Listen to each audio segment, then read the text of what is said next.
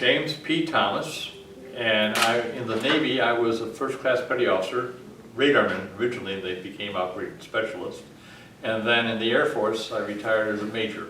The USS Savage was an old Edsel-class destroyer escort radar picket ship. It was built during World War II, and they felt that that if they made one crossing of the Atlantic without getting sunk by a U-boat, they got their money's worth out of it. So it was not, it wasn't one of your sleek Greyhounds or one of your, you know, spit and polish ships of the line. It was 306 feet long, 30 feet wide, with a crew of about 120.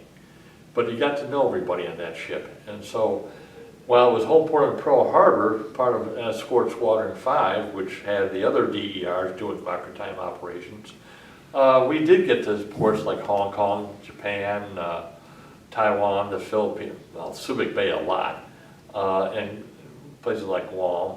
And so for an 18-year-old kid or a 19-year-old kid, I mean, I had a chance to see the world. I mean, people, I grew up in the Chicago suburbs, and people were, you know, big thing was going to Chicago, and I've been to Hong Kong, you know, so it was good. And the crew was tight, and you got to know everybody, and assigned to Operation Market Time in Vietnam, doing basically boarding and searching and doing coastal patrols during the Vietnam War in 1966.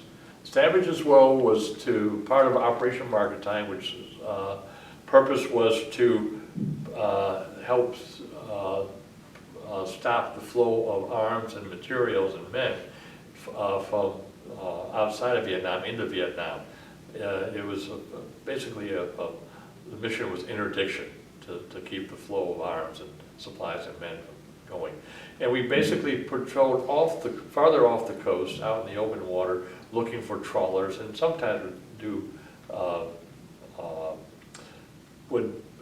board junks and sampans and things like that, would stop them.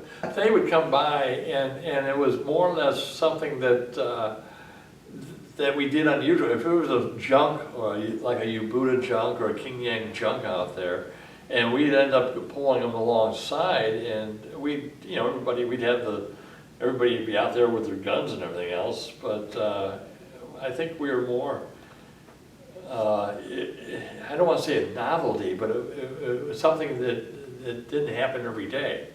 And so we'd go to general quarters, and we'd, you know, man the boarding and searching party and look at it. But it's something that didn't happen every day, so it was something unusual. But we still treated, we had a boarding and searching crew go on, and we did definitely give it a thorough look over. But we also, once we did that, we'd provide, you know, we'd give maybe coffee or sometimes they had ice cream. We'd give ice cream to the people on the boat. You know, we tried to, you know, just, you know, try to pass on some goodwill. We also did a little bit of gunfire support. We had 3-inch 50s, and sometimes a spotter on a dong-dong would basically direct our fire. And I was, when I was still striking for radar, I was one of my gun positions, or I was a loader on Mount 32. So I did that, and we'd do 45-day patrols at a time, and we'd be at sea for a long time in the Gulf of Thailand and along the South China Sea, along the southern Kamau Peninsula. Close enough to see the trees. We could see the trees. This was one, we were on a gunfire mission on Phu Quoc Island, as a matter of fact. And that was part of Vietnam. They evidently had a POW camp up there, and we were on a gunfire mission for that. And you could, you know, see the island itself. I mean, it wasn't one of these over the horizon things. I don't know, maybe a mile or something like that. I don't think they ever returned the fire on us, because I don't think they had the range. Swift boats were a little bit different, but not on the Savage. Not on the Savage. We would have the USS Savage would be off the coast, and sometimes we'd provide fuel and ammunition and water and stuff like that to the swift boats that were on patrol. They'd come out and say yes, and so you'd see them, and I'd look and say, you know, that looked pretty interesting, and sometimes we went into Antoy, very rarely, but we'd see those things. We rode Typhoon Alcee out in the Formosa Straits in September of 1966. And right before we went back to Pearl Harbor, we went back to Pearl Harbor in December, I think, and then I went to Radar A School and then graduated in September of '67. But we rode Typhoon Alcee out, and we rode that thing out for 3 days, and we lost the fire control radar off of Mount 31.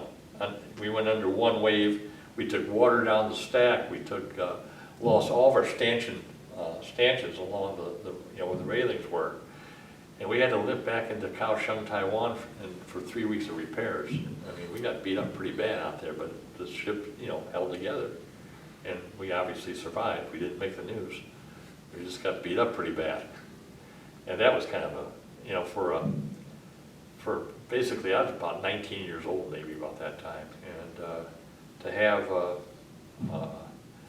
I thought it was kind of an adventure. I mean, you're taking 50-degree rolls and things like that, taking water down the stack, and I wasn't scared until I looked over at this older quartermaster, maybe in his late 20s, and he had tears in his eyes. When I saw him scared, that's probably when I got scared. They're top heavy, very top heavy. They were not very, because of all the radar gear, and they were not very seaworthy in rough water. That was Captain Rowe, and we had Ensign Palm was our division officer, and they were good officers. Captain Rowe seemed to be a fair man.